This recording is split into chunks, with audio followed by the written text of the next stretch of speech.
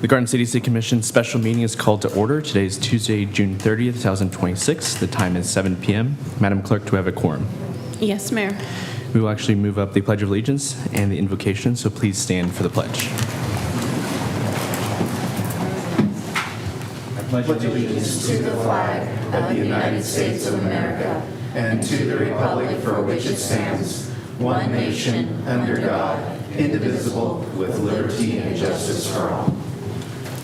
O God, who by the light of the Holy Spirit did instruct the hearts of the faithful, grant us in that same Spirit to be truly wise and ever rejoice in His consolation. Through Christ our Lord. Amen. Amen.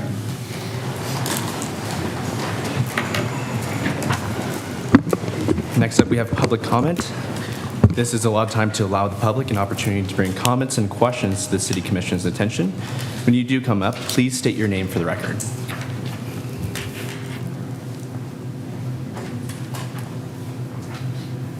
Hello, my name is Rebecca Burnfin. Good evening, Mayor Wayne, Commissioners, Manager Allen. As many of you know, I'm not a stranger to this podium. I've spent a significant amount of time either at the city, county, or at the school board because I believe it's really important when things come up in Garden City and it's worth speaking up about. We should come out and make sure that we're making our voices heard. Some of you may even say I've gotten a little big for my britches recently, considering that I've taken my passion to Topeka as I'm running for the Kansas House District 123, which is most of Garden City. But my premise of coming to you is the same. When we're here, we're advocating what's best for our community. And Garden City, for those of you who need a little bit of a government lesson, is different. It's a council manager forum. As far as a form of government. And that's, as a government teacher, that's not covered in our textbooks. So our students here in Garden have to learn that outside of what is published. And the reason I think that is super important is because it teaches an important lesson in civics, which is local government is where public policy becomes super personal. And when we talk about things like the mill levies and budgets and taxes and choices and where dollars are spent, how do we invest, where we're choosing to invest, what affects this is our families and some of the services our families rely on. And the same taxpayers who want smooth streets, clean parks, and accessible recreation programs, they also want quality neighborhoods. That's why I say that this problem we're talking about today is not just a commission problem. It's not just a Matt Allen problem. It's not just a Mayor Wynn problem. It's not just a homeowner's problem. It is everybody's problem. And when we think that, we think of that, there's going to be trade-offs, and we have to think of, can we live with the outcomes? So now that the history lesson's done, business. I spent months walking the neighborhoods of Garden City. I've canvassed doors, soccer fields, parks. I've listened to residents' concern. So when I see the survey of only less than 100 response, I can tell you that number is quadrupled.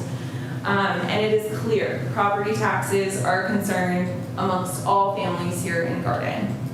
The budget memo today that you're looking at, staff is going to be presenting options where you can go from revenue neutral to having a mill levy. And whatever those implications are, there's $2.4 million we have to find an adjustment for. And as I've said, and I'll repeat again, this is an everybody problem. So one of the first things I was thinking about when I decided to come today was a moment of a student with our former assistant city manager, Derek Ramos. He used to come into the classroom and talk about how government is and how they can get involved, and he would explain how the budget works and how money comes in and out. And I remember a student asking him once, if our recreation programs cost so much, why do we have them?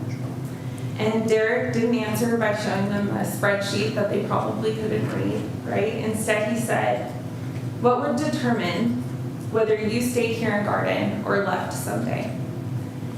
And the student thought for a second, and the student replied, well, whether there's things for me to do things for my family to accomplish, and if there's job for me to work.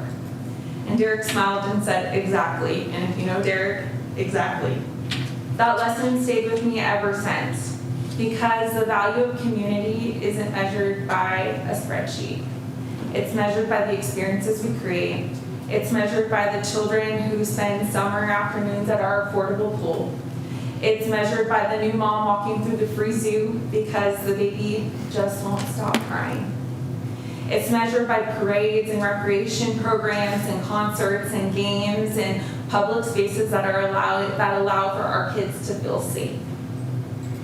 It's measured by preserving the historic downtown while also continuing to grow business and invest. It's measured by the paleteria and the tacos and the McDonald's and the slices of pizza that you can get on both sides of town. Now, anecdotally, the teenagers would like you to know there's no Taco Bell on the west side of town if you could work on that for them. It's measured by the diversity that makes Garden unlike anywhere else in Kansas. And it's measured by the everyday employees that serve our community quietly. The employees that clear the storm drains after the Kansas winds, do what the Kansas winds do, maybe tomorrow. And it's spent when crews go out to schools and explain to students why we shouldn't pour hot oil down our drains because it causes sewer problems. And when we all ignore that device, it's the same person that unclogs those pipes and keeps our neighborhoods functioning. The crews who maintain our streets and our parks and our utilities, the police officers, firefighters, recreation zoo staff. Countless people who continue to function every single day. These aren't just simple line items on the budget you're going to see today. These are people who make the quality of life possible here in Garden to grow. Inflation has affected every homeowner. It's affected every renter, every educator, every family, every local government, and much of this is driven by something well beyond your control here. But personally, we need to continue to advocate for relief. As a homeowner, I loathe opening that little white envelope that has my property tax information on it, just as much as my neighbor and the next person. I'd rather continue fighting those policies that are coming out of Topeka and Washington, D.C. that are putting these pressures on you today, then direct our frustration at the people here in Garden City who work every day to make our community one of the best places to live in Western Kansas. Thank you. Are there any others for public comment?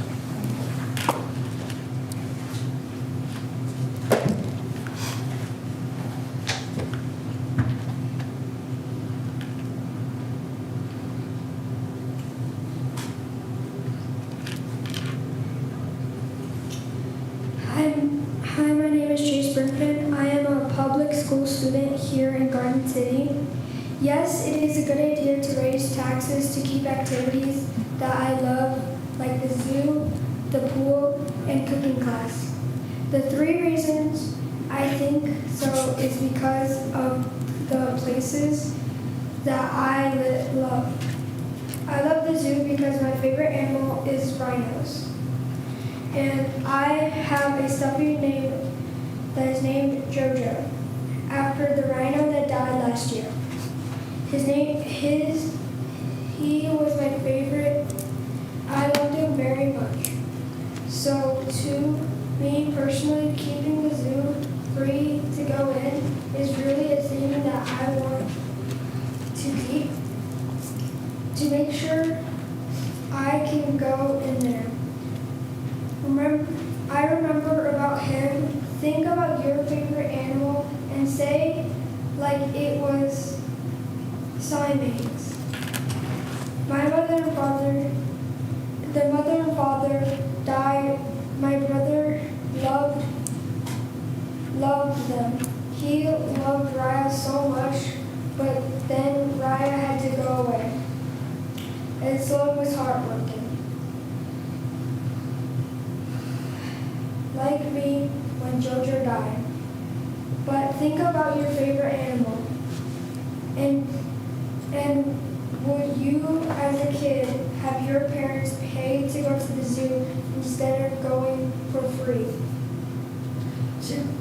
see their enclosure and remember about their animals. Now the pool. The pool is a place where I connect with friends and I have fun with my brothers and my family and a lot of people I love. Now about the rec. I love to cook. I love helping my dad at making dinner. So I do cooking class in the rec. And I make a bunch of friends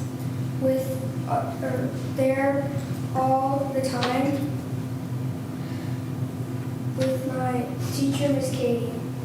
I have cooking class every Wednesday and Thursday at 5 o'clock. I go to 101 Dalmatians for the theater program. To keep that place would be a really good thing because I have a bunch of friends there and I had fun I made mac and cheese for my brothers and they loved it so much. And I really got into cooking one time. We were making chili and I made the cornbread and it was delicious. My family loved it. In my conclusion, I think it is a good idea to raise the taxes to keep these three places free and low priced so then people can see their friends and remember a lot of memories at the zoo, pool, and upcoming cooking class. So I think it's a good idea to raise the taxes to keep these three places free and low priced. Thank you. Thank you. Thank you.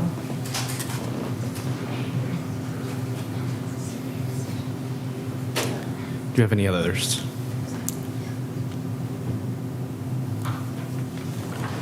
Okay, we can move on to new business. All right, I have a lot of information. So I'll read the memo. We received some public input as well that I'll read after I read my memo. And then I'll go through kind of a summary of, including the memo as a summary of the documents, but I'll then go through them a little bit and try to kind of explain them and make sure that it's clear what they are and hit some of the kind of points of emphasis that I would point to. And then Matt will speak through the presentation results a little bit as well from his survey that he's done. So I've got my water bottle ready. Last few meetings I haven't, so I came prepared. Staff has implemented the changes to the 26 revised and 27 original budget identified during the June 16th, 2026 City Commission meeting. At this point, the 2027 budget as presented would require a mill levy of 46.119 mills, an increase of 7.618 mills over 2026. From a dollars levied perspective, the 27 original budget would require $15,051,381 in property tax compared to $12,274,793 in 2026. Attached to this memo are a variety of documents intended to help the governing body evaluate budget priorities, identify potential reductions, consider potential additions, analyze the city's budget history and scope of services, and ultimately provide staff with insight and direction to facilitate the completion of the final 2027 original budget. The attachments included are Budget Considerations 2026. This document highlights the potential reductions identified by department heads, the finance director, and the city manager. Similar to past years, these items have an indication of red, yellow, and green to help indicate the staff's level of endorsement of each item. Staff were asked to provide insights and ideas for the governing body to consider and discuss from a prioritization and policy perspective, even if those items were not a top suggestion from the department in question. Items identifying the budgetary savings of a staff reduction in each department were calculated by the finance director based on the department's average cost and are intended to quantify the impact, but are not suggested reductions by staff. Staff understand that reductions in salaries and benefits, which constitute nearly 70% of the general fund budget, would have a significant impact on the final budget, and therefore wanted to ensure the governing body had figures to consider in their discussion. The items are broken down into the following categories: one-time costs, programming changes, recurring costs, staffing reductions, and revenue. Also included are items not currently in the presented budget proposed by staff for the governing body to consider adding to the 26 revised or 27 original budget. Next is a 10-year comparison of revenues, expenditures, and staffing. This presentation highlights the major changes over the past 10 years and provides a high-level comparison of revenues, expenditures, and staffing across the city's general fund and other staffed funds. Comparison data 2016 versus 2026 is a document containing the analysis data in its entirety, which the presentation then is summarizing, comparing the 10 years from 2016 to 2026. Analysis of general fund and airport costs versus associated revenues for 2025. Using the 2025 actual totals, this document provides a perspective on which revenue sources in the general fund and airport fund are used to cover each department's expenses. Revenues associated with a specific department or function are allocated to cover that department's cost. Those without a direct correlation, such as sales tax, interest income, and others, are allocated proportionately based on the department's expenses relative to the fund's total expenses. Responses to the City Services Survey. This document highlights the responses to a survey on services provided by the city to various citizen groups, and the summary charts from the City Services Survey is a document providing a compiled breakdown of the feedback received thus far from the City Services Survey indicated above. The governing body must consider an indication of whether or not to exceed the revenue neutral rate at their July 7, 2026 meeting. Included with that indication, the governing body will need to indicate a target mill levy to be included on the notices sent out by the county to citizens. The first question for the governing body to consider and discuss is, what is the targeted mill levy? For the 2027 budget, the value of one mill is $326,356. The following are potential mill levy rates and the budget adjustment amounts that would be necessary to achieve them. For a 40.502 mil, which is a 2 mil increase, you would need 1.833328. For a 39.502 or a 1 mil increase would be $2,159,684. To achieve a 38.502 mil levy, which would be flat with what was last year's, you would need $2,486,039. For a 37.504, which is the revenue neutral rate, you would need $2,811,742. And to achieve a 36.502 mil, which is a 2 mil decrease, you would need to identify $3,138,750 in reductions or increased revenues. The second question for the governing body to consider and discuss is what adjustments should be made to achieve the desired mill levy results. Over the last few years, the governing body has seen an increase each year to the number of adjustments required to achieve a targeted mill levy. Decisions to select and remove one-time costs, such as equipment and vehicle purchases or project delays, have stopped the bleed in the given year, but are being perpetuated in future years. Given the magnitude of the adjustment required to achieve the desired mill levy, it is unlikely that one-time budget cuts will eliminate the deficit entirely. A reduction in the city's programs or services creates a recurring budget reduction and is more likely to achieve a flat mill levy not only in this budget cycle, but also in future budgets. As the governing body reviews the materials provided, it could consider the following questions. If it were determined that the appropriate solution was to scale back the programs, services, departments, or partnerships the city provides, which areas would the governing body desire to target for reduction? Are there any programs, services, departments, or partnerships that should not be considered for reduction? What consideration would the governing body give regarding implementing fees for city services that are currently free, such as zoo walk-in admission or airport parking? Is it more important to the governing body to continue the same level of services and programs or to not increase taxes, including a mill levy increase or an additional sales tax rate? Staff is available at this time to answer any questions the governing body may have, including clarification on any of the items presented and the anticipated impact of any of the items the governing body may select. Staff recognize the difficulty of the task before the governing body and aim to provide insight and information without attempting to persuade the governing body one way or another on each item.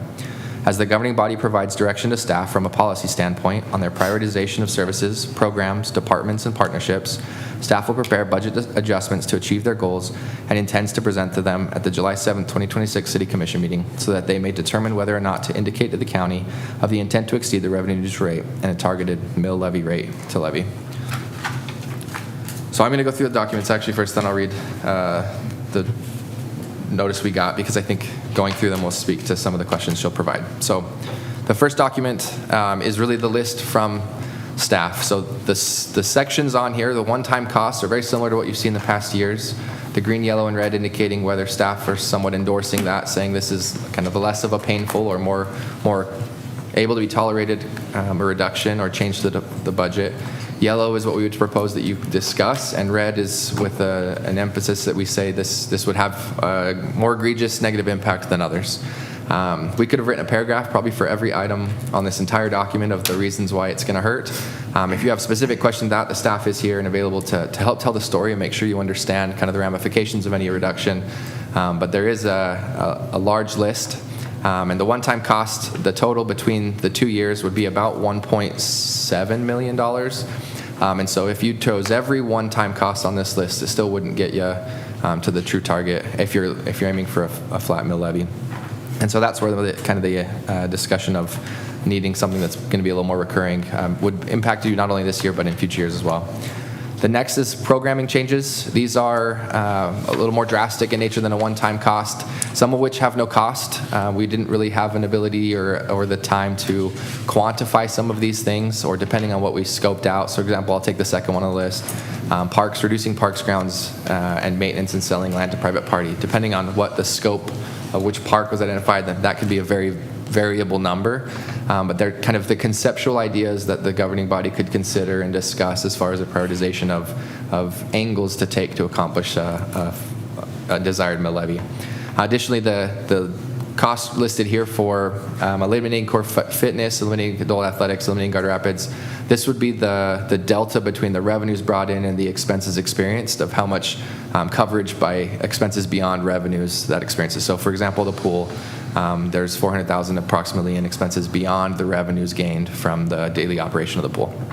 So some of these don't have numbers. They're more conceptual. We can work, if there's anything the governing body identified today to saying, hey, that I really want a number for, we could work really hard to try to get a number back to you for the July 7th meeting, but just didn't feel like we had an accurate representation to give you. Didn't want to come up with kind of a make-believe number for you.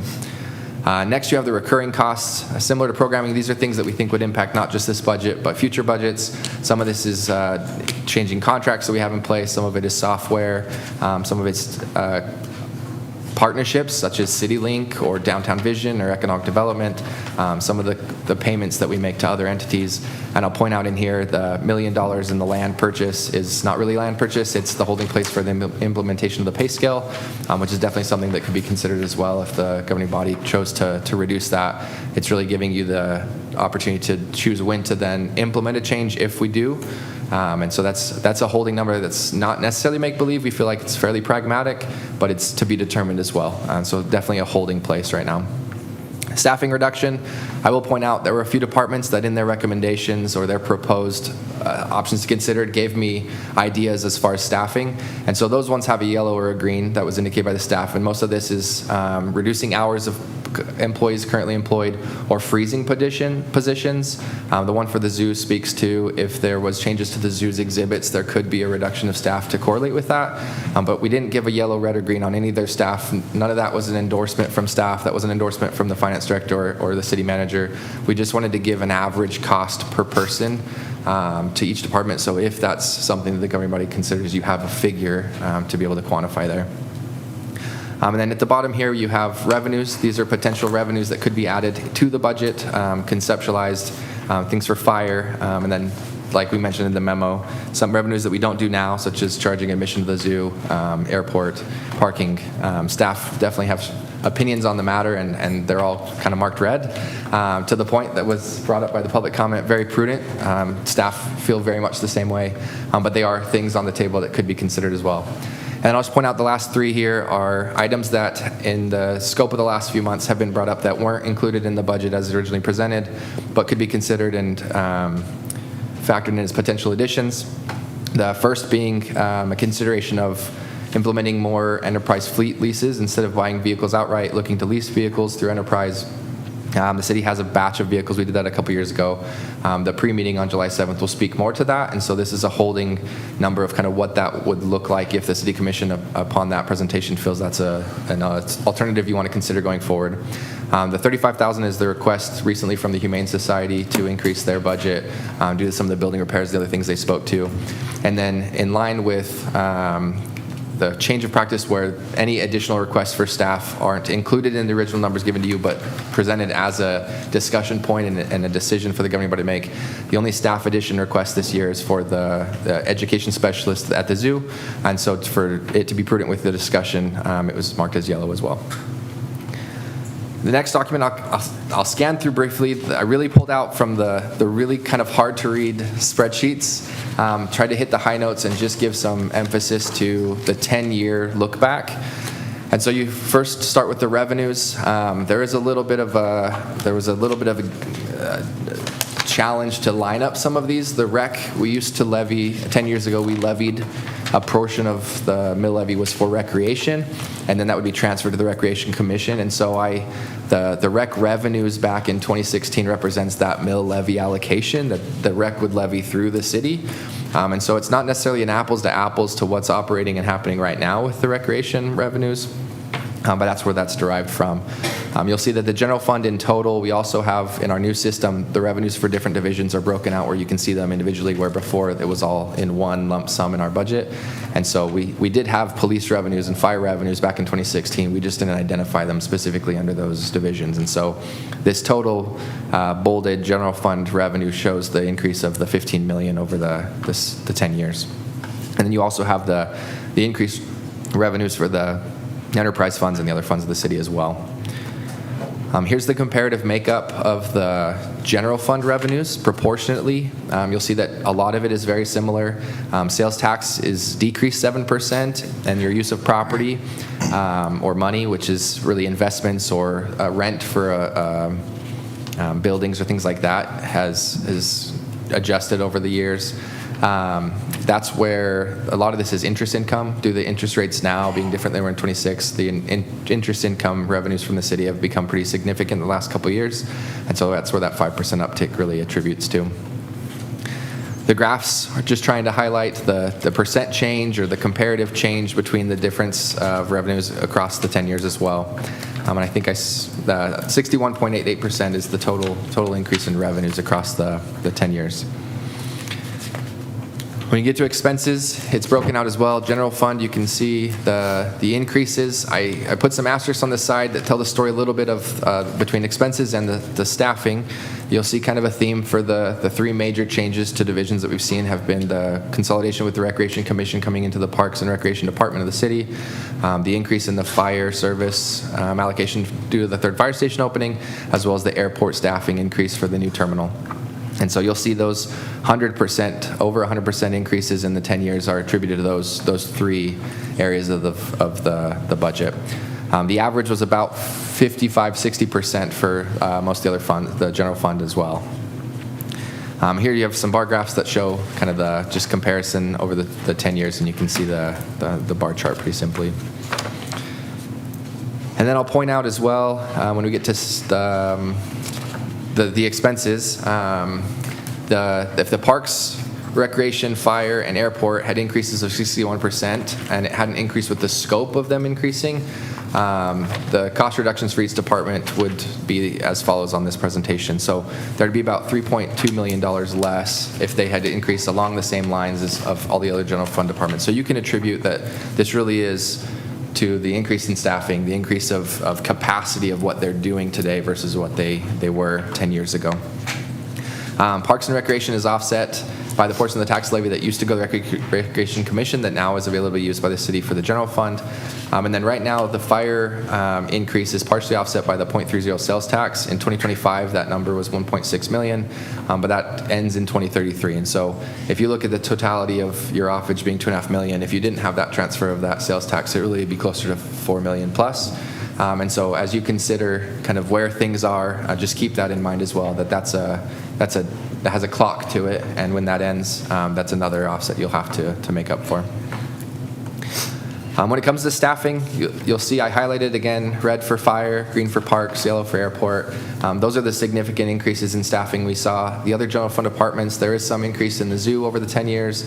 Administration is up 0.5, police up 3.5. Comparatively to the increase we saw in the city's total layout, I believe Matt told me right before, correct me if I'm wrong on this, but the city boundaries are 11 square miles today, and 10 years ago they were 8.5 square miles. So just under around 30% increase in capacity of what the city is, to not increase staffing except for those three specific instances where you grew something in very specific function, I think speaks to the fact that the staff really do a lot. And have done a lot more than they used to do, even without increasing numbers in a high regard.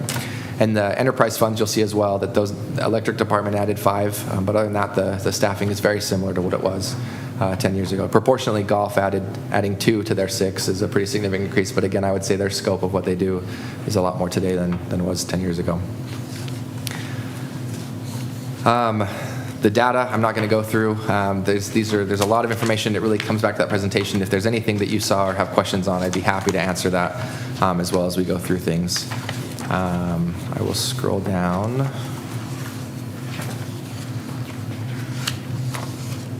So this document next is the allocation, and this was presented to the governing body at the commission retreat. So you've seen this before. There's some theories you could take. I could argue some of these theories being good or bad in the way we allocated this, but really took the 25 expenses for each division or each budget, and I tried to identify the revenues that allocate specifically to that department or division. So for example, fees related to permits for housing would go to NDS. Fees related to the fire contracts would go to fire. To try to identify what revenues are paying for the costs of running that department. When it comes to something that doesn't tie specifically to a department, so sales tax or the interest income, it was proportionally attributed to each department based on the proportion of their total expenses. So if fire department was 8% of the total budget, they got 8% of the income from interest income, 8% of the sales tax income. And so the last line to be attributed then was your property tax. And so this gives a little bit of a picture of kind of which departments really are property tax dependent, or where are those property tax dollars going.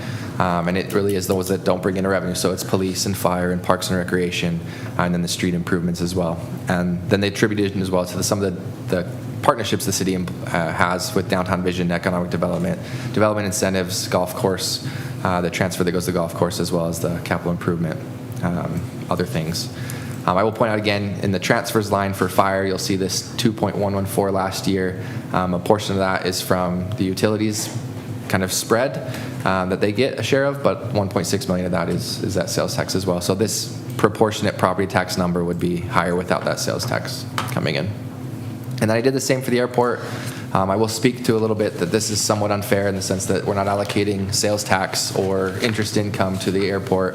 If we treated them truly as kind of another portion of the general fund, and I allocated those out proportionally as well, it would change these numbers. But specifically looking at what the airport budget, if you took all their revenues, how much of that covers their expenses, this is the proportion that it would demonstrate. So a little bit different assumption there because they don't have the other revenues attributed that the general fund departments are getting. And with that, we get to the survey. I'll let you speak to that, and I'll jump to public comment. Yep.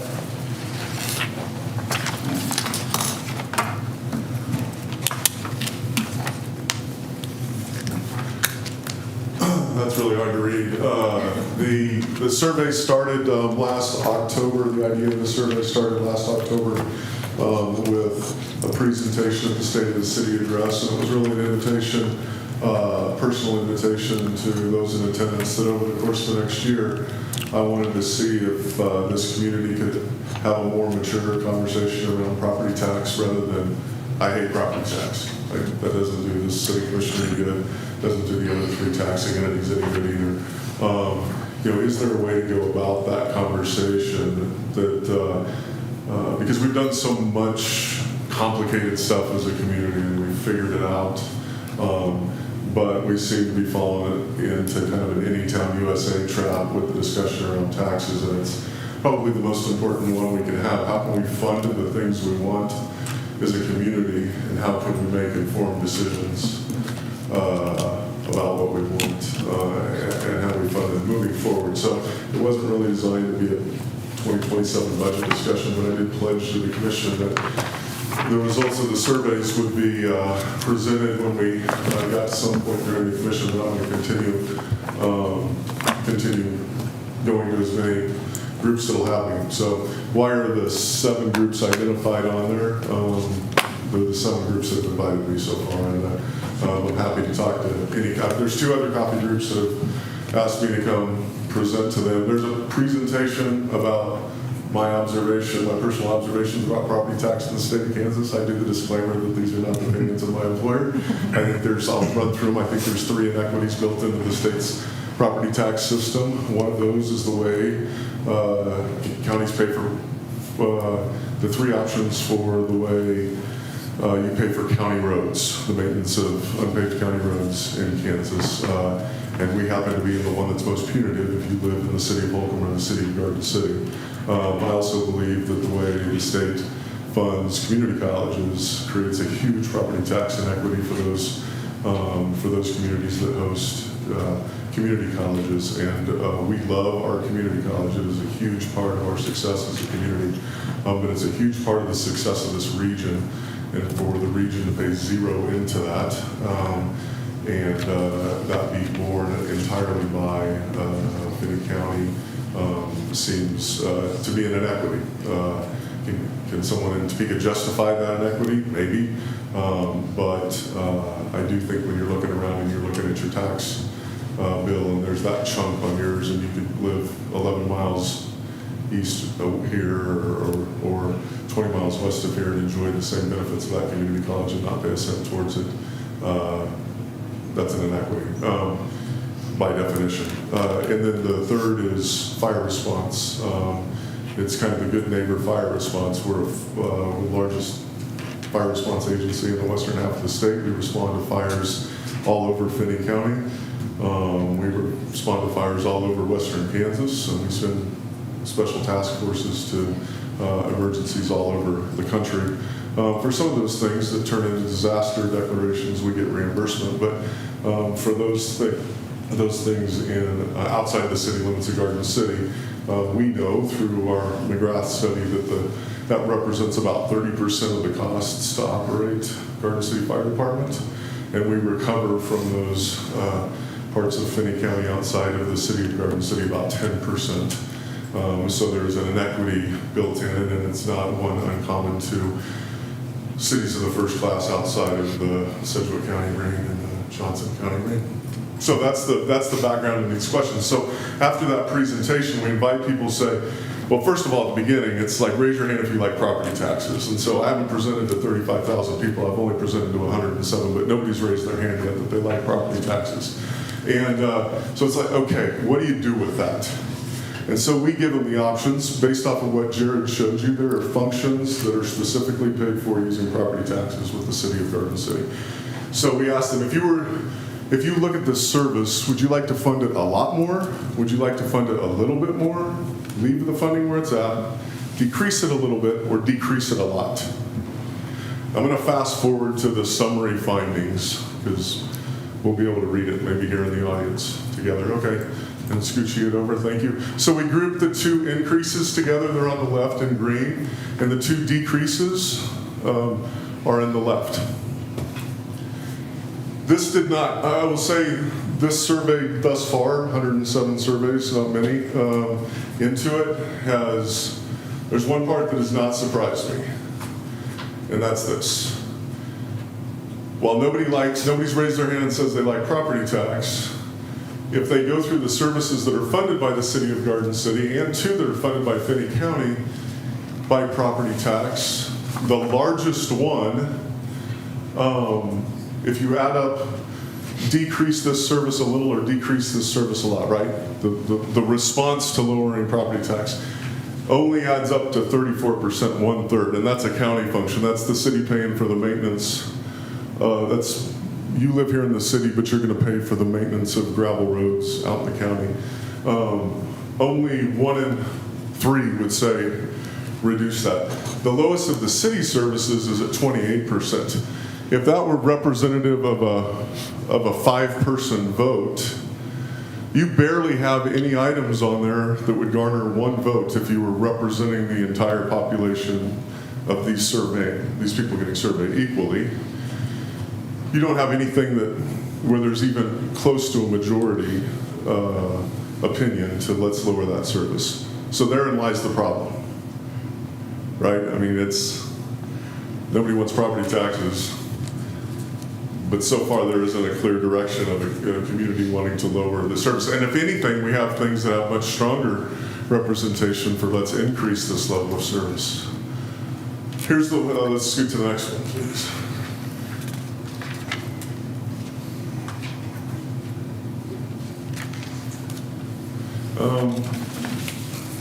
If you can look in the packet, you can see this one. It's interesting. It's not as interesting as the next one. Let's scoot to the next one. Here, this blew me away. 107 people have responded to this survey. Given there's a savings found. What do you do with that savings? You can choose up to 3 things. Only 60 out of 107, barely over half, given 3 choices of what to do with the savings, said they would lower property tax.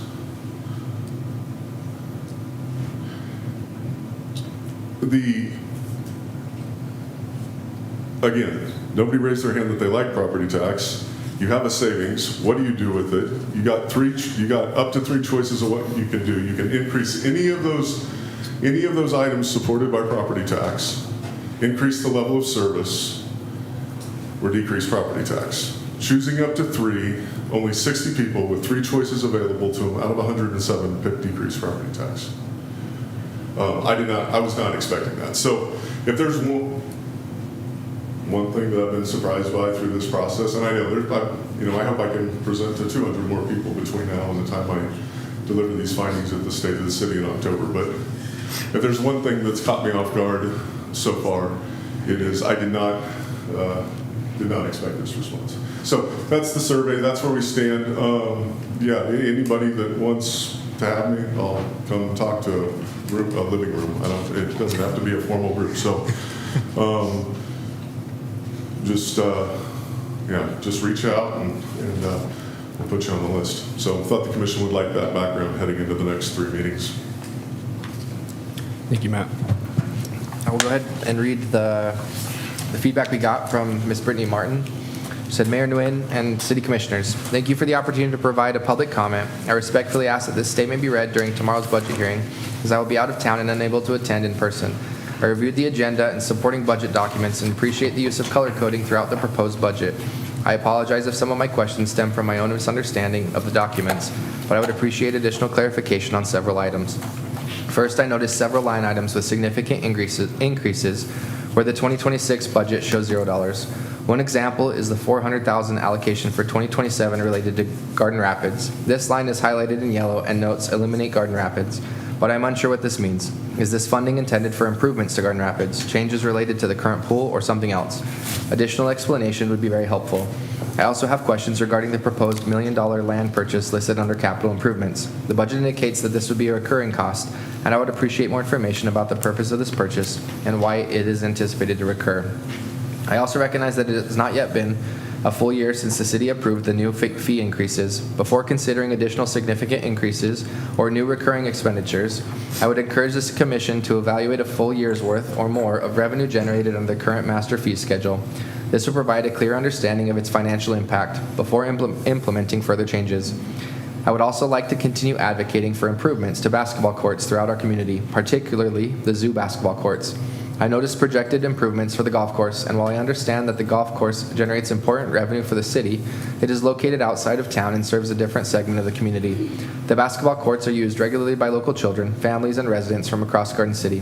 If tax dollars are being invested in recreational improvements, I respectfully ask the Commission to give similar consideration to projects that are more accessible to a broader demographic of our community. Personally, I do not support increasing the mill levy or property taxes at this time. However, if additional revenue is ultimately approved, I hope the Commission will prioritize investments that provide direct and visible benefit improvements to our neighborhood parks and basketball courts. Finally, I was curious about how the organizations selected for the community survey were chosen. I noticed that the Finney County Republican Party was included among the surveyed organizations, but I did not see other political organizations represented. I would appreciate understanding the selection process and whether efforts were made to gather input from other parties within the community. Thank you for your time, your service, and your consideration of these questions and suggestions. Overall, I would encourage the Commission to consider waiting another year before making substantial budget increases so the city can first evaluate the impact of the recently implemented fee schedule and make future decisions based on a full year of financial data. Respectfully, Brittany Martin. I did respond to Ms. Martin, and I'll summarize a bit of what I said, addressing some of her concerns. First, I would point it out that this isn't the proposed budget. This is proposed budget cuts or reductions or adjustments, and that the proposed budget has been presented over the last handful of meetings from May 5th through June 2nd. And we've indicated and referenced where the agendas are found so that she can go back and review those as well. But that the goal of this was not necessarily a line item would say that we're proposing a budget of $950 for the X, but it's a reduction of $950 from the original budget of maybe $7,950. And so I explained some examples of that. I also spoke to the $400,000, I think I mentioned this earlier, for the Garden Rabbits.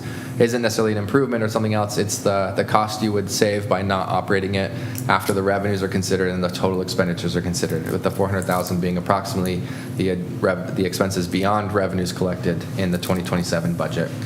As for the $1 million land purchase, I spoke to this earlier as well, but it's not necessarily a land purchase. It's a holding spot for the implementation of that pay scale adjustment if the governing body goes forward with that, or if the feedback from the third party survey being done right now indicates that would be, we need to increase the scale to be competitive. That's just giving you the leverage or the ability to then implement that as you would desire.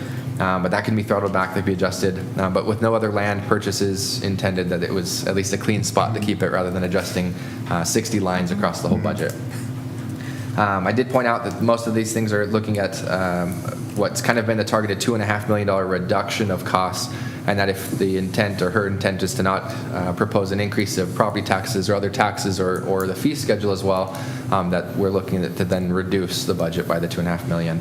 And then I did let her know that the fee schedule really isn't something we're talking about at this point in the budget process, but we do anticipate presenting that each fall, and if there's any potential changes that would happen with the fee schedule, those would be presented to the governing body for consideration in the fall with a January 1st implementation date each year. I think I hit everything. I missed anything? All right. Yeah, and we'd let Brittany know about the opportunity to present to any group she's involved in too. So with that, you have a lot of information before you. The staff is here. We're happy to answer questions and really provide insight or any explanation we can on anything.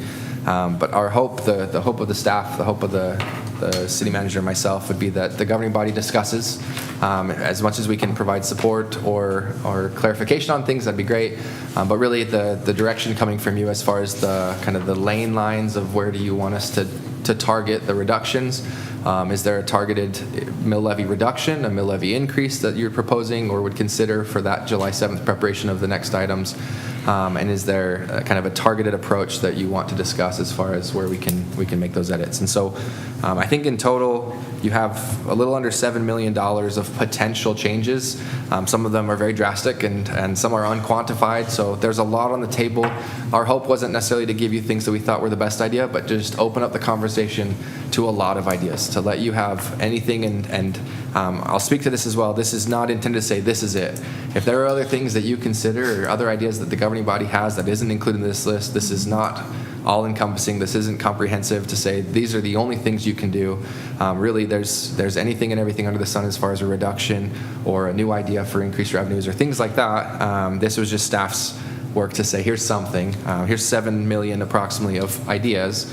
But we are happy to get any feedback at all as well from other ideas and would be happy to try to quantify those to the best of our ability by the next meeting as well.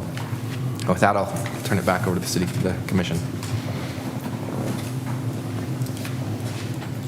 I know there's lots of information to soak up here, so I think something that might be helpful is to offer any first brush thoughts in general of the presentation.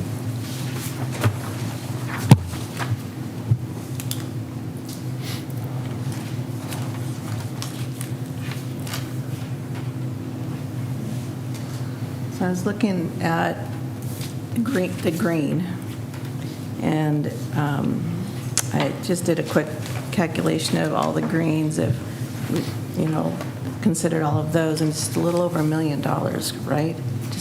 Just in the greens, if I added correctly. I mean, who knows what my fingers can do on a calculator, but I calculated it's about $1,292,480 if you Yeah. calculate. Okay. Kind of did. That's about what I put them all together. yeah, that's kind of what I had come up with as well. And so looking at your different scenarios with your mill increases and the decreases, that's a hard number to get to without seriously looking at cutting programs. And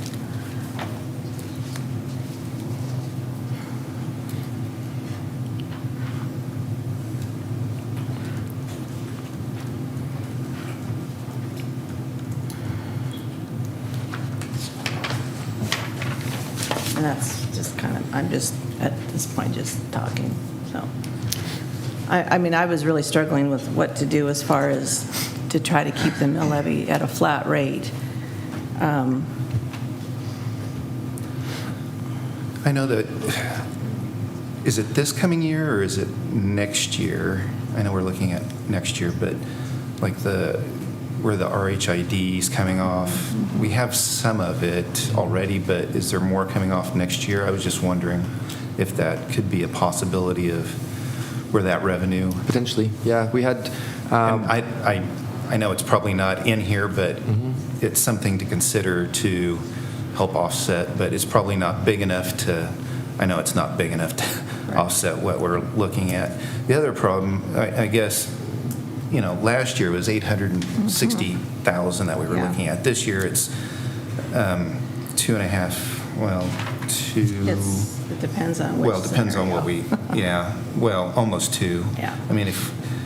The memo shows if we do a 2 mil increase, it's 1.8 million. If we do a 1 mil increase, it's 2.1 million that we have to still come up with. And if it's a flat, we have to come up with almost 2.5 million.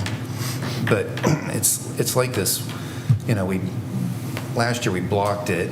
The wave went back out to the ocean. Now it came back and it's hitting us in the face with a bigger tidal wave. Next year it's even going to be more so. So we need to look at how to, and it's not just a one, for me, I'm looking at how do we try to subside, the even bigger waves that each year we're having to deal with this. But we're dealing with it now. We have to look at it. But if we we'll have to cut our way out. We'll have to figure out how to cut our way out of this, but somehow. But Well, and that's- it's just I think we need to figure out how. Through. I don't know. Well, and that was one of the things I looked at too, is when I looked at, what the green reductions, I'm just going to call them green reductions, the green things.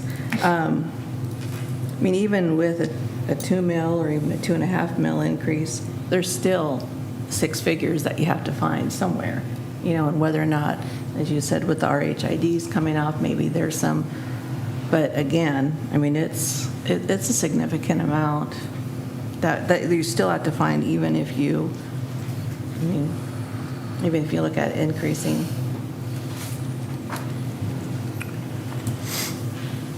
Jared, could you do some quick math for me here? So if we did all the greens and then raise the mill to balance that, would that be about 3.4? Potentially, that's kind of what I looked at. so if you did the just under 1.3 million in the greens, Yeah. and then you aim to increase 2 mils, Or to be Right. able to raise the mills to meet the rest of that gap? gotcha. Yeah, it'd probably be about 4. 4. It'd be about, Little, maybe slightly over.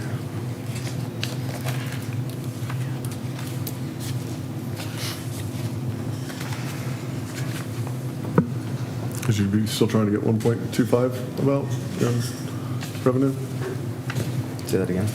What's the cuts, the green cuts added up to 1.292, yeah, but. So 480.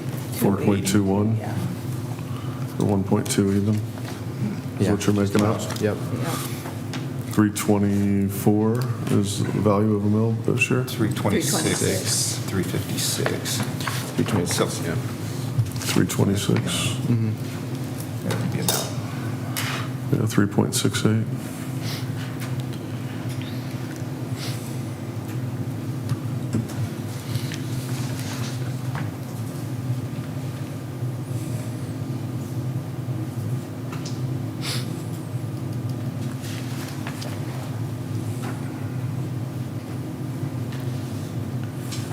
I think for myself, when it comes to like the yellows and the reds, what we find ourselves is it makes it difficult for staff to be able to provide services at the same level in which they're providing services or the same experiences that are offered now.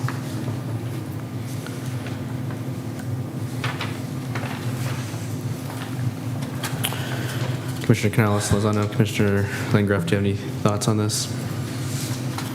I think at this point, it might be helpful just to see where everyone's at on what they want for the mill levy. I think that kind of gives us a good idea of where to go with the budget numbers. Personally, I think that would be helpful to get a consensus of the commission on where we want to go there, and then we can begin seeing exactly where we want to cut. If the rest of the commission thinks that'd be helpful too. We're going to have to do some cuts, and I agree with what Roy said. We can try to push it out, but it's going to come back, and so I think we need to just deal with things right now. I don't know what the right answer is, but there's going to have to be cuts. I think it'll be a combination of raising the mill and cutting. I mean, that's just I probably looked at this 100 different ways over the course of however many days it was since we got this. And every single time, I kept coming back to, the quality of life issues that people talk about and, what they expect out of the city. And then I think about 3 years from now, 5 years from now, 6 years from now, if we don't do something, what does that look like in 3 years or even 1 year? And in 2033, in 7 years, what does that look like? But it doesn't mean that it has to be, the same amount of an increase or a decrease. I mean, every year is different, right? Every year there's different factors, but this is the year that we're faced with that now. I don't know if I'm ready to give a number, but I mean, I mean, it's an arbitrary number. I'd say, you look at, let's say 2.5 to 3 for an increase. That's just a place to start. Yeah, I mean, this conversation is hard in general. I think for me, that's about the same of 2.5, 3, maybe even 3.5. Because some of these yellows, especially reds, I mean, as we can hear from Chase, it is not the greatest idea to eliminate Garden Rapids. So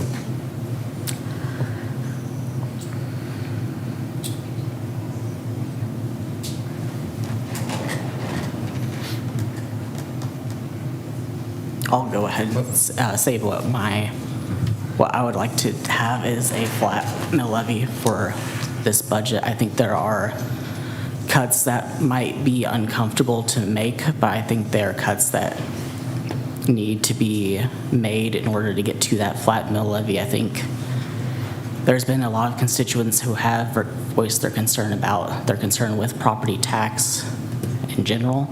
And so I think trying to get it flat would be my budget goal.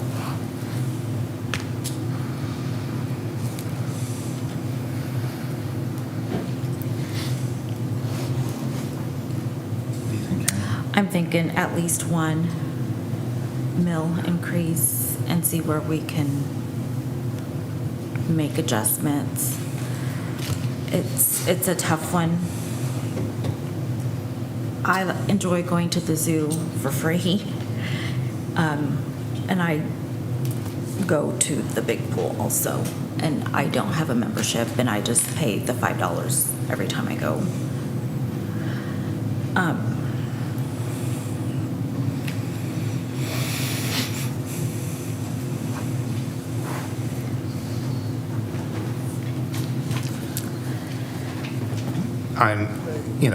We've held the mill levy flat for almost 15 years, and like Jared said, the staff has, we've grown the community over the last 15 years through retail. I mean, all the retail industry. I mean, the city boundaries have grown by miles, not just feet, but literally miles over the last 15 years, and we've kept it flat. I would like to see it flat. There's ways to do that, but then there's going to be services that won't be provided out in the community. Well, On the- oh, go ahead. On the CIP, the 0.15 sales tax, that generates, I mean, we were putting in, we cut that last year down. What if we just move all of that, don't do any CIP, what would that generate for us? There's approximately 400,000 that comes into that 0.15 sales tax above the debt service. And so that's, the last few years, the State Commission has used that to either fund the CIP or proportionally fund part of the CIP and then attribute a part of it back to the general fund to cover a little bit in the general fund as well. And I think that 400,000 is a fairly prudent number. Technically, if the sales tax dropped, you have a debt service and that obligation that comes, and these revenues really are obligated for that. So if sales tax were to drop, you'd still have a debt service and then not have the accumulated excess revenues to cover that. But I think this year the target is, we're on track for a little over 500,000 coming into that fund above the debt service. And so there is a little bit of a build in that fund that we're Right. still accumulating towards the kind of future debt service just in case, even carving off that $400,000 number. So I wouldn't suggest increasing that, even with revenues slightly upticking, because it just gives you that coverage. But if with what you've done in the past years, you have that at your discretion to utilize for the CIP. Prior years as well, the City Commission actually transferred money from the general fund to the CIP as the funding source of any of the CIP plan. And that's been kind of throttled back and really used just the 0.15, which also has an expiration date. So if that's the intent, at some point when that doesn't exist anymore, that there would then no longer be a funding source for the CIP Right. Without another strategy as well. Well, and the reason why we did that is to build up a fund so that we could use that as kind of our bank, if you would say, to go to that and then fund our projects.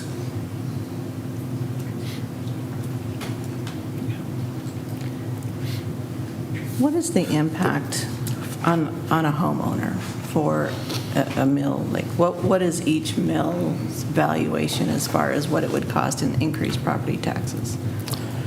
That's a question. Off the top of my head, I don't know if I have a great answer. I know in the financial profile, and if we could maybe grab one, it does break it down using kind of assumed home value of kind of what the city's percentage is. I don't want to throw a number off the top of my head, Sure. but it does, it's not a thousandth of that based off your valuation. So with the residential valuation being 11.5% of the total home value, depending on your home, you could quantify that. We could do the math. If you let me kind of work it out, I could give that to you a little bit. Yeah, Quick math, this is a Quick mistake. math, Quick yeah. math. yeah. While being filmed and recorded, right? I know, right. Just,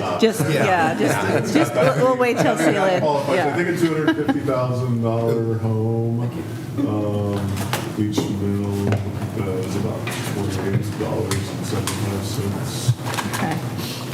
And That's that's just, 11.5% for the appraised value to the assessed value, right? Yeah. So that checks, and you divide by 1,000, that's the millage rate, 1,000. So 250,000 28.75. multiplied by 0.115 divided by 1,000 comes out to $28.75. Yep, that's what the example is in our financial profile. Yeah. And that's annually. And that's just for, And so the that's city- just for the city, though. Right. Well, That's a mill. That's one mill. That's- So that's a we've mill. got about 39 mills now over the course of a year, $250,000 home. Sorry, my mic's not on. Over the course of a year, $250,000 home is paying $1,121.25 right now, $1,100, so a little less than $100 a month. And that pays for police, fire, streets, parks, Lee Richardson Zoo. Okay. And the portion of recreation services that aren't covered by fees. Yeah, and even with all of my years on the commission before, and we kept the mill levy rate flat, that was something that we were able to do. And, when I speak about increasing the mill levy rate, I mean, it impacts me too. I'm a homeowner in Garden City. And so I don't like to increase my property taxes, but at the same time, I understand what they go to pay for. And so as much as I would love to see it flat if there's a way to do that, but I also understand the reality of continuing that in those tougher years. And so, even if it's incrementally an increase, 0.5%, 1%, something, I just think, knowing that it's about $28.75 for each one,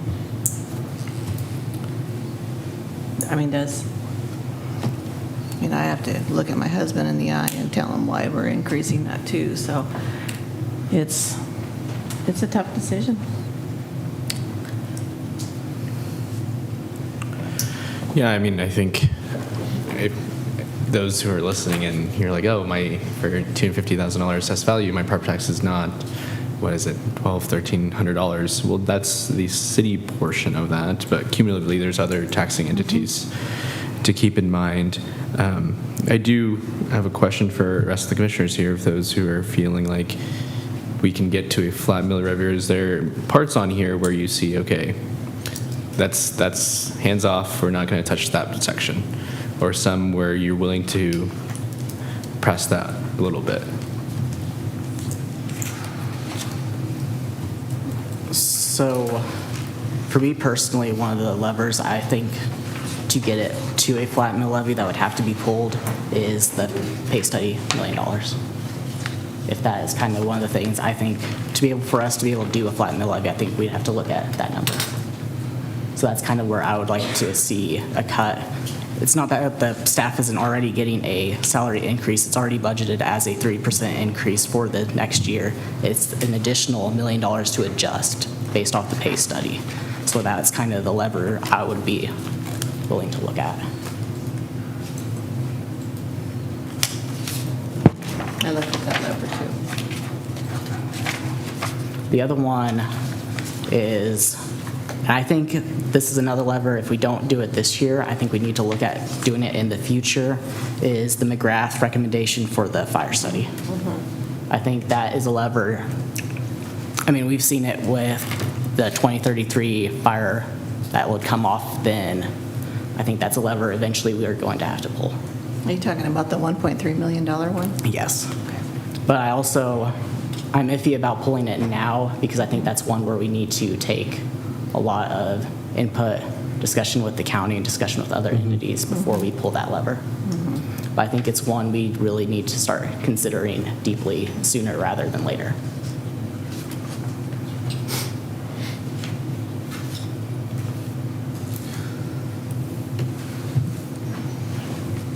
But isn't the $1 million is an adjustment? It's not really, you might explain the $1 million. To Bryce's point, the 27 budget anticipates a 3% increase to our pay scale January 1. And so that's kind of the CPI adjustment, the cost of living adjustment that we've done the last few years. From the time we implemented the pay study in 2021, kind of right in the throes of COVID, it threw off our pay study pretty quickly. Our pay scale was out of whack. And so historically, we had kind of not done a January 1 adjustment. Our previous practice was to incorporate in your evaluation, you would get a ranged pay based on your evaluation results. And the CPI was kind of built into that. As long as you weren't underperforming, you would get at least a 2%, then you could get up to a 4% based on the performance. And so the 2% kind of was the CPI piece, and then the additional up to 4% was the performance-based increase. And so with the new pay scale, we moved away from that practice. It's a step increase at a set threshold every evaluation you get, and then the scale adjusts on January 1. And so the first few years, we were doing a 2% January 1 adjustment. With COVID and everything else, it was out of whack. And so the first adjustment to the pay scale was pretty drastic. It was drastic change. Similar to this, we budgeted a kind of an amount in the budget saying we don't know what it's going to be, but I believe it was 1.3 million, 1.2 million, something along those lines. Allowed the commission to implement pretty much immediately upon receiving the results of the pay scale to say, let's get it to where it's supposed to be based on their feedback today. And then there was an additional adjustment January 1, a few months after that, to keep the scale where it would have stayed competitive. I do feel like the scale is more competitive than it was when we did this last time, but the $1 million is less than what it took to right the ship, in essence. Yeah. But to Bryce's point, there's a 3% CPI adjustment built into the January 1, 2027 budget. So our anticipation right now is the scale would uptick along CPI right now. It's kind of variable with depending on what day you look at the news, it's kind of projections are adjusting. But it's been around that 3 to 3.5% from last year. It's pretty steady. We did 3% last year, so we were probably a little bit behind CPI because it was 3.6, 3.4 to 3.6, kind of variable at the end of the year. And so I do think our scale is probably slightly fallen back. But I don't believe it's as out of whack as maybe it was when we did this last time. But to the reduction of the $1 million, you can then get the results of the pay scale. You'll know where we stand. And the commission at a future budget could decide, okay, when do we want to, if they desire to adjust that, you can make that up. It's a future point as well. If you throttle it down to a different number, it would then say, okay, say you go to 500,000 or 250,000. Then when the time comes that they say, hey, your scale's out of whack X, we would then give you based on the amount of money you have, you could implement in June of 2027 or September 2027 and have those funds available to Like then what we get did it to before. what you want. Yeah. So it definitely can be throttled back. That's it's a holding number. We really don't know. And our hope is that they come back and say, hey, you've done a really good job. You're right where you should be. And that $1 million would then be a savings that's not necessary to get to the scale to where it would be anyway. I do think with the adjustments the commission's approved the last few years of a 3% January 1, I do think we're closer to market than what we were 3 years ago when we did this.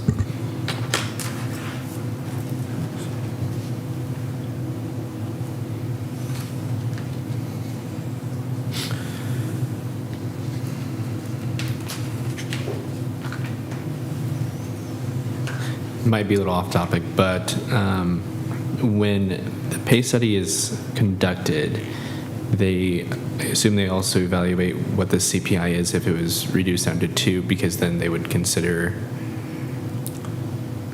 having to patch that gap that was calculated at 2 as opposed to 3%. So they look kind of at a snapshot of what our scale is right now and look at comparable scales of other cities and comparable markets, whether it be local governments or the private sector as well for comparable positions. Like, for example, my department, I have frontline clerks. Well, they would more attribute to a teller at a bank than probably anything else in local government. So they look for comparable positions to say, what is the market dictating that position is being paid on average?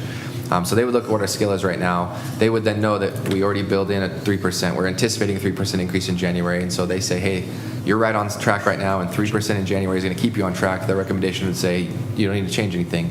If we're out of whack right now and 4% in January is what's going to keep us on track, they would come back and say, hey, even your adjustment in January is going to fall short of an implementation today to keep up with it, so on, kind of along those lines, so on and so forth. And I think we anticipate September, October results kind of final for that. Yeah, unfortunately, you won't have that number before you have to submit your budget to the state. So, but we should know soon enough that you can begin game planning through the course of the end of the year. And yeah, I think to Jared's point, that $1 million it's a lever. It's definitely a lever. It's not an all or nothing lever. You can kind of throttle it back to be, if you wanted, to be your balancing number at the end of the math. And to that point too, you know, your decisions you make today, Mike's made the comment before, the decisions you make today are the first decisions you make in next year's budget. So if you did throttle that back, you get the results and you decide you do want to implement an adjustment and say, hey, we thought we'd do this, but you know, after looking at the results, say they're way out of whack and you want to do something about it, you can make that decision and the cash balance of the general fund would likely be able to absorb that. And then when you get to next year's budget, you've just made the decision that you're that much further away from starting, but it doesn't eliminate your ability to make a decision down the road on the item as well when the time comes that you actually get results and know what the data says. I think for myself, I think when it comes to employees, we talk about their livelihoods and also why they choose to work at the city of Garden City as opposed to any other organization in town, in the state, and in the country, and even in the world. So I think that keeping those salaries, those pays competitive also is a statement that we trust and we believe in the hard work and dedication. I mean, that has been kind of gapped over the last 10 years with having similar amount of staff for certain departments and completing 60% more work. That's personally how I feel about it. In the backdrop of this conversation is the possibility, well, we know we're going to have another governor next year, but their stance on whether or not they would veto legislation coming out that forces local units of government to conduct their budgets in a certain way. But for a gubernatorial veto, the last 8 years, you'd be looking at significantly different budget scenarios. Let's just take this last year, for example. There were 2 pieces of legislation that passed, one of which, instead of looking at a $2.5 million gap right now, I think you'd be looking at close to a $4 million gap, hard cap. No choice. You got to get down to it. And there would have been no way to do that without cutting services and more explicitly eliminating people from the organization. The one that was vetoed at the end of Sine Die would have made mandatory the cut down to the level at which we're talking right now. You would have had no option to go up. But it would have been in the neighborhood of what we're talking around now with no alternative to increase. So, I guess do your crystal ball speculation and think about next year the rules of the game you may be playing by might significantly change. And I think along those lines too, your point earlier, Roy, about the RHIDs that may come off. I do anticipate we have one ending shortly. I'm in communications with the development now to make sure there's nothing that we have a discrepancy in our records. But that won't be attributed until next year's tax allocation. Sure. So during next year's budget cycle, you'll have, I anticipate Chapel Heights 2 will be done, which is not a significant number for the cities. Right. If they're bringing in $250,000 in that increment, you're getting about a quarter of that, and so that would be an increase. But if some of the early renditions of the legislation proposed this year would have actually throttled that back and said you don't get to capture that anymore, that it would have been an increase proportionally regardless of whether you acquired new land and it was added to the city's footprint or this RHID expires. It doesn't matter. It was going to be throttled at a cap either way. So as much as you're anticipating those in future years, legislation could change the formula on how that's going to then come back and benefit the local governments as well. I just know we talked about it, and it was presented to us at one of the pre-meetings that, one of them was coming off, and it was going to, I was just trying to add it into my thing here to see how that would look. That's just why I asked. I think there's probably 2 or 3 in the next 18 months that get paid out, and so I do think you're going to see some of those come in. They're not going to be not a significant. They're not going to be amount. A value of $1 million for you. They'll be a $500,000 in totality. I do think when in the next handful of years, when the city pays off the debt on the debt service early on the Shulman Crossing improvements, we have our own TIF we've did on that. That is going to be probably a value of $1 million. That'll be a significant uptick for all the taxing entities when that one is completed. We got to get to that. 5 years, I think, 4 or 5 years. So it's coming. It'll pay off early. It's just how early depends on kind of how the valuations come in. But I anticipate 5 or 6 years, which I think is 4 years early.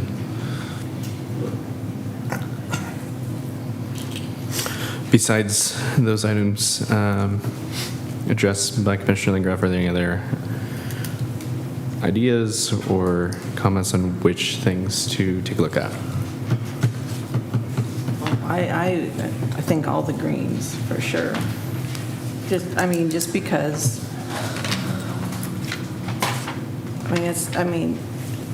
Each one individually, maybe it isn't as much, but cumulatively it does add up. Especially if you want to get down to, as few meals of an increase or flat as possible. And I'm still on the fence about the $1 million for the pay study, but I understand where you're coming from on that one. You go ahead. Well, I was just doing a quick calculation. It would, if you Oh, go ahead. You're the one that I was threw it just out going to there. say, I'm good with doing all of the greens as well. If we have a full consensus on that, I Yeah. think that'd be good just to know. Yeah, I'm fine with that. I mean, that gets us to a 1.292, Right. 480,000 at a Right. starting point. Right. I mean, I looked at it, I kind of took the CIP, that's an additional 400,000, which is 1.692, 1,692,480.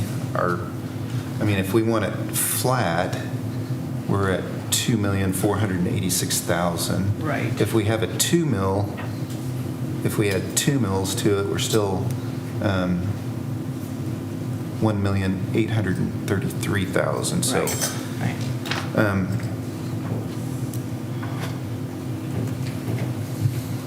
Which then you could use as part of that pay study in there. and that's, yeah. And I calculated that out that comes out to $793,559 to hit, if you want it flat, at the Sure. $2,486,039. That leaves us $206,441 Right. in that area. Yep.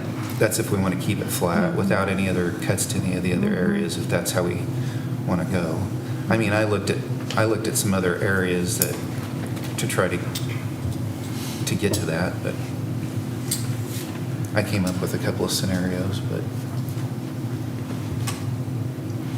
if that's the direction we want to go. I guess we're on green. Yeah. Now let's move to Yellow. yellow.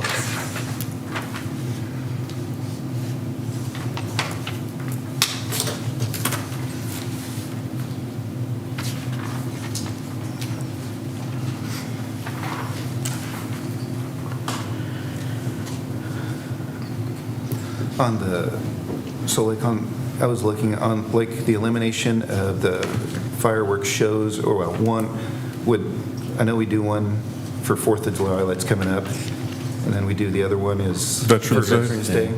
Yeah. And the That started budget, out as a partnership, I think, like Sure. CBB and the newspaper. Right. Like 15 years ago, were Right. involved in that. They would sell ads and get revenue, and so it was a net number for us at 15,000. Kind of our partners disappeared over the years on that, and so there was no net. It was all expense. Right. Yeah, so we. so instead of the 30,000, I would go back down to 15 for, I mean, if we just did one show, is that correct? Or Yeah, and that- something they're like. Yeah, Chief Ursic could hop in and speak to this as well. I believe we've kind of the last few years, fireworks last year were super expensive, and so we kind of said, hey, here's our number, and they built Sure. a show around it. But it's approximately 15,500 per show is what we've allocated. So if you throttled it down per show, you could have 2 smaller shows, or if you throttled just one show out, you One could, big one. 15,000 approximately would be the fireworks show for 4th of July this week is the cost that we have anticipated for that. And a new vendor this week, before we did 2 shows kind of wrapped up in one contract. Sure. This year, I think we just did the 4th of July show because the vendor with late notice that we've used forever said, well, I can't do you on the 4th, I'll do you on the 2nd or okay. something, I don't know, 3rd, and we kind of want a July Do it 4th on show, 4th. so we'll see if we can find another vendor. Okay. We were able to find one, I think we got a really, probably, sounds like a really good value. And it's a company from Kansas too, so we're excited about that. We aren't tied into a Veterans Day show, so I think we kind Right. of see how the one on the 4th goes and maybe make a judgment call from there. But it's nice providing the Veterans Day show. We get a lot of nice comments about that, but I don't know if that's again. It was the idea was originally born of. We'd go out and secure the fireworks show and the display, Garden and- City Telegram with some supplemental Sure. income, I think, from Convention and Visitors Bureau would pay for it. We reached out to CVB, and they said this wasn't the time to take up that conversation Okay. for them. So, and I don't think the Telegram's really in that game anymore. Sure. So. Well, I guess I'll back up a little bit.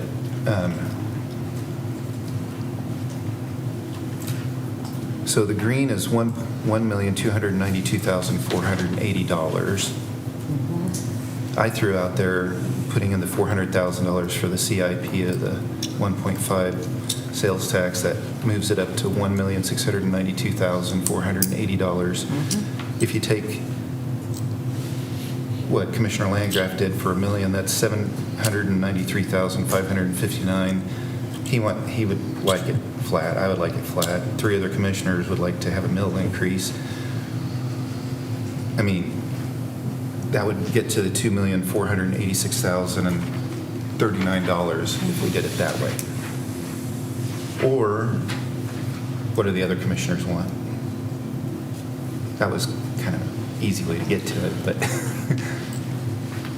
I mean, I had some other things that I highlighted, but I mean, there were 3 commissioners that talked about mill levy increase. Is that something we want to do? I mean, is that what the commission wants to do, or? And again, my thing is, last year it was $860,000. This year it's $2.5 million. Right. Matt just brought up it could be $4 million, depending on what the election looks like and the legislature does. Or it would be without the .30 sales tax supplementing your third fire station Right. That's staff. right. That's right. Yeah. Yeah. But we do have we did make a city commission goal to kind of look at how to finance that after that goes away. I mean, that's something that we're working on. I mean, we've got staff looking at that because we know that's possibly going to go away. Or, we could look at we can't do it now, but I mean, it's something in the future we could look at is going after an additional sales tax to help. I mean, that's outside people paying for it, but that's a future discussion. I'm just trying to look down the road so future commissions, or we turn around next year and then we're looking at not just a small wave, but, and this is a tidal wave, Yeah. but, next year it's going to be like a tsunami if we're, I don't know, what's your thoughts? I still am with the 1 mill increase. I think we need to do something now and try to be a little bit more proactive.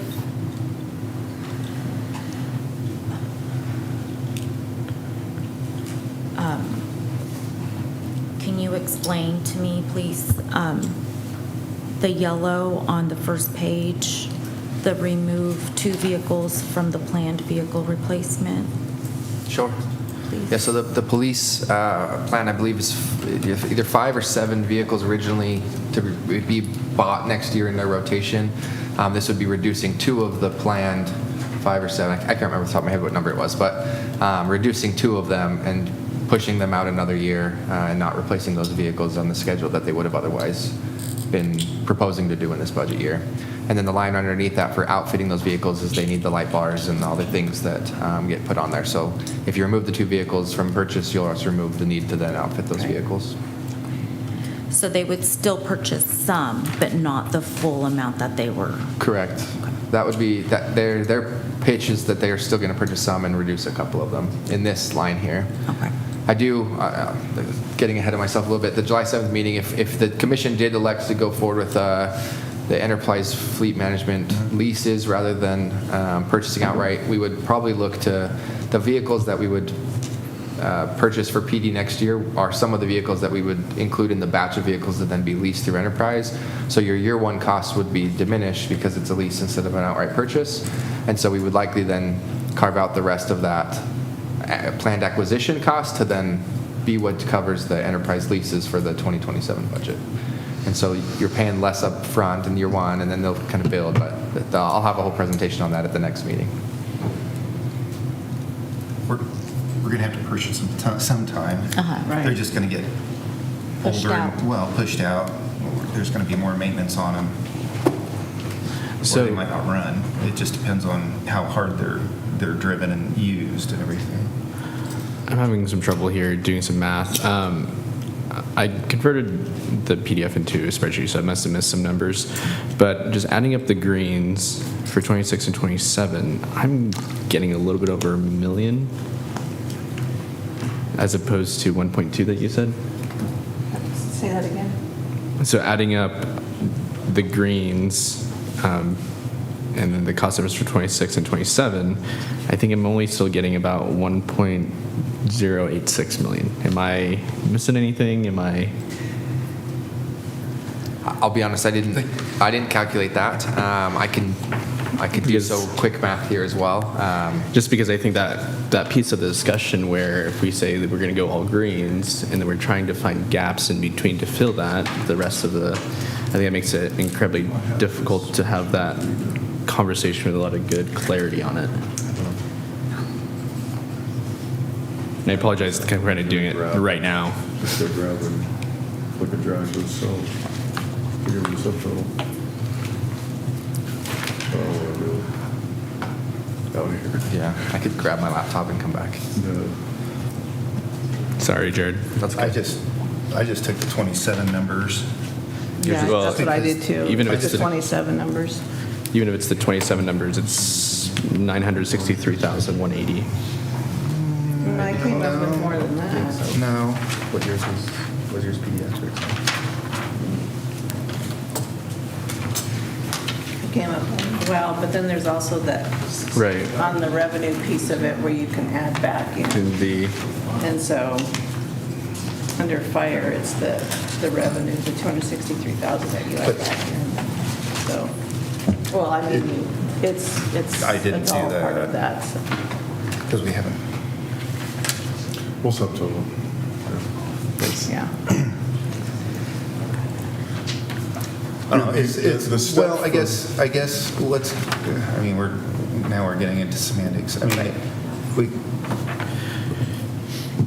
you still want to increase the mill levy, Commissioner Boiler?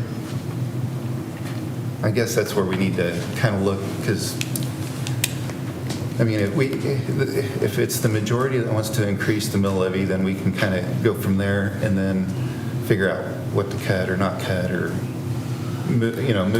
move those pieces is the thing. And the goal of this meeting is to have a real good feel for what our R&R publication is. And so the Right. R&R publication differs from the notice of public hearing. Right. Once you go to the notice of public hearing, you can change your budget, you just can't Right. increase the amount of property tax that you're asking for. Your R&R rate is kind of a good faith statement to, well, one, it is, do we plan to exceed R&R? And unless you want to go find another $2 million in cuts after this, then you're going to be publishing your R&R notice. Right. On that R&R notice, you can really put anything you want. We believe you should put in good faith, really kind of what you're targeting. But I think a commission that's not yet decided where it's landing could publish an R&R,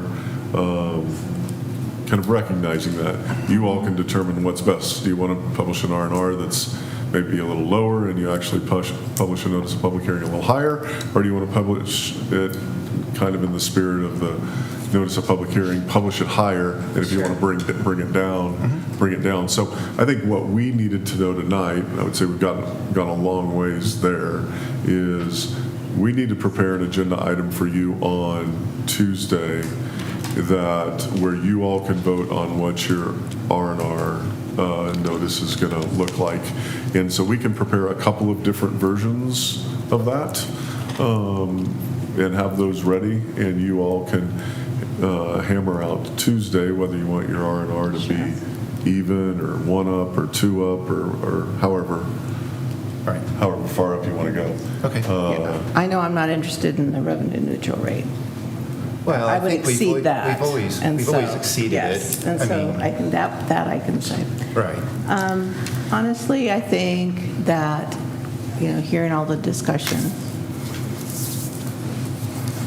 I'm kind of wavering between flat and 1 mill increase.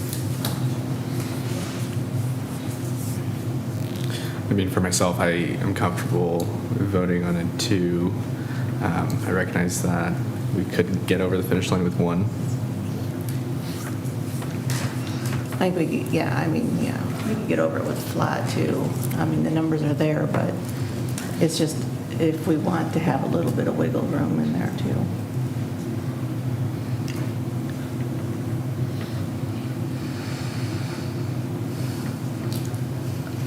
And again, I think it's going back to what Matt said, it's really giving the staff the direction on what they need to put together Yeah.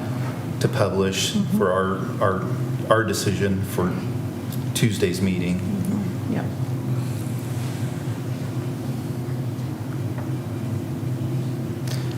Sounds like, I mean, it sounds like majority has increase, Somewhere. increasing the mill rate. So, I mean,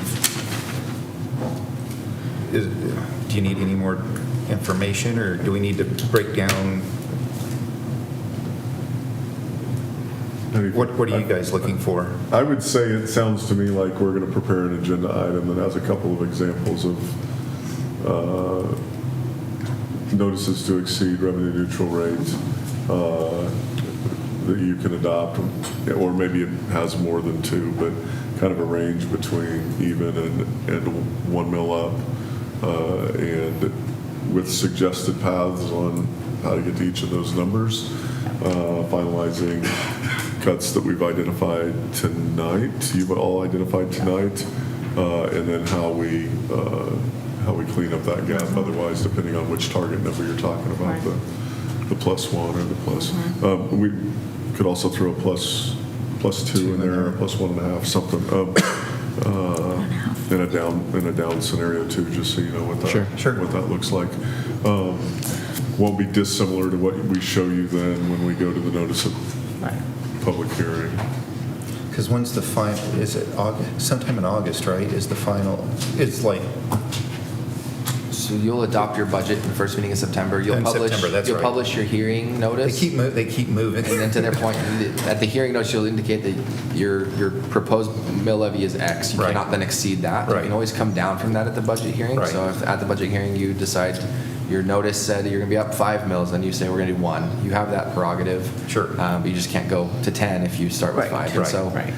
I think that you'll want to make sure that your R&R indication indicates something accurate to what you are aiming for.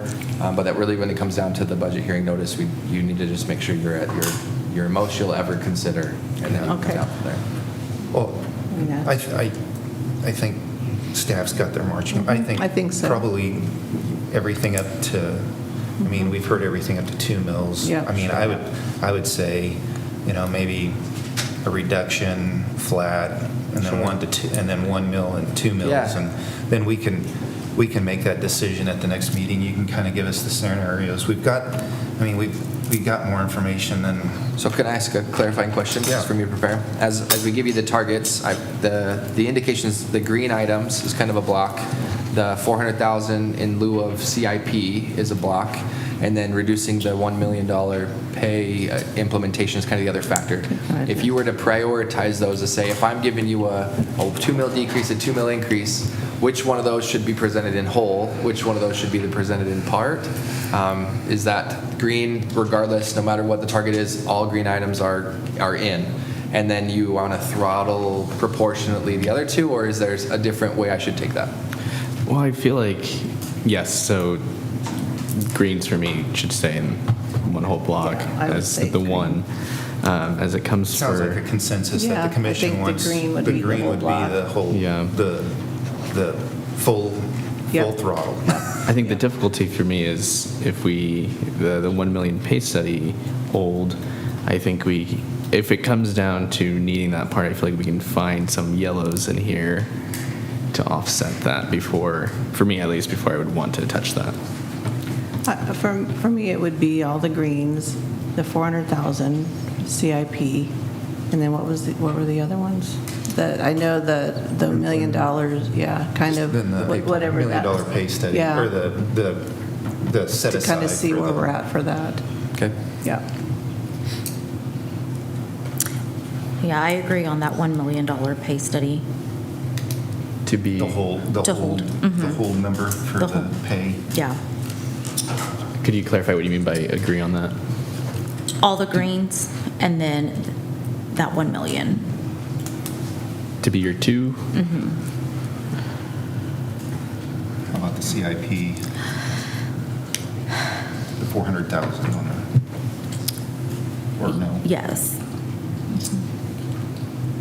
Not trying to put words in your No, mouth or you bet, anything, yes. Commissioner, but Yeah, no, yes. Are you reading my brain? I would be, I'm reading your notes, actually. Yeah, I know.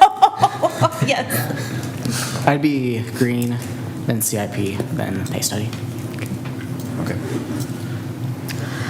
I will, I'm fine with that. I mean, I had Sure. a few things in yellow that we could kind of reduce, or there were and/or things, but I Right. think to get us to that point, to give you guys direction on putting together a staff memo on, it sounds like you guys have a good direction on where we're. what I think I'll do, and I probably should have done for this meeting, I apologize, did not, was have kind of the colors quantified in each column. And so I'll pull out the green and quantify that and have that presented in another item to say, another attachment to say, here's just the green. I'll do the same with just the yellow and the same with just the red. And so then you still have the yellow list and the red list if you want to kind of continue this conversation on the July 7th meeting. Sure. Again, to Matt's point, you don't have to decide the final budget at that time, Right. but having kind of clear marching orders gives us the ability to then say, yes, we do know you're going to increase or go above the R&R, or you're not, and then here's the targeted mill levy. You can still throttle, and the downside is there's probably going to be some surprises in the budget between now and that final meeting in September anyway, that there may be a move the wrong way, say, hey, this came up, something broke, we have to fix this, now what do you want to do to adjust that? And so this conversation will continue to that point, so I'll give you the greens in a document, the yellows and then the reds. That way you still have the totality of this presented to you. And I'll include the staffing breakout on the red sheet as here's the numbers, but really then your yellow discussion points from staff are kind of what you can then bring back the discussion board, if you will. And maybe I was wrong on totaling. If you could total it, I mean, and it might not be accurate, but kind of give us totals on kind of I what think we're it's looking close. at. Yours was pretty close to what I had, though. I mean, Okay. I think I had 1,280,000 something, so Okay. you're what, 129? Yeah. Yeah, I mean, it Okay. was really close to what I had. too. Okay. And I think Well- the only variation there, so the 263,000 as a revenue source is for the implementation of the fee schedule. Chief Ursic has talked about it a little bit. That's kind of going after insurance to collect. Sure. So I that may didn't take a put that minute in to there. implement, but if the commission is agreeable to say, yes, that's something we want to do, I do think we'd ultimately see those revenues at some point. Those are projections. We don't really know what that's going to look like. It's a totally new program for us. Right. But based off of historical accidents, scenes that they've served on, or the calls that they've gone to, that's where John has kind of quantified the number there. If we only recover a portion of what we're anticipating, that may be slightly off. But if you take out that 263, I think that's the number that's kind of the variable. The rest are pretty clear cut. I think we can feel solid about those quantified numbers. Okay. That works. Thanks, Jared. Thank you, Jared. Thank you, staff. Yeah, thanks for all the work you guys put into this. This was a great amount of information, a little overwhelming, but I love all the data and all the numbers, so I thought it was awesome. So thank you. Gave us a lot to really think about, but the ability to make an informed decision, or as good as we could. Yeah, thanks, staff, for all you do Yeah. on working through this. I mean, it's important for us to kind of give us some direction on what you guys are looking at to help us, or we'd still be sitting here probably till midnight trying to work on this. Well, we'd make a But, decision, but it may not be a good one. Yeah, that's true. So, Yeah. Other questions or comments for staff? With no items left on our agenda, this meeting is adjourned.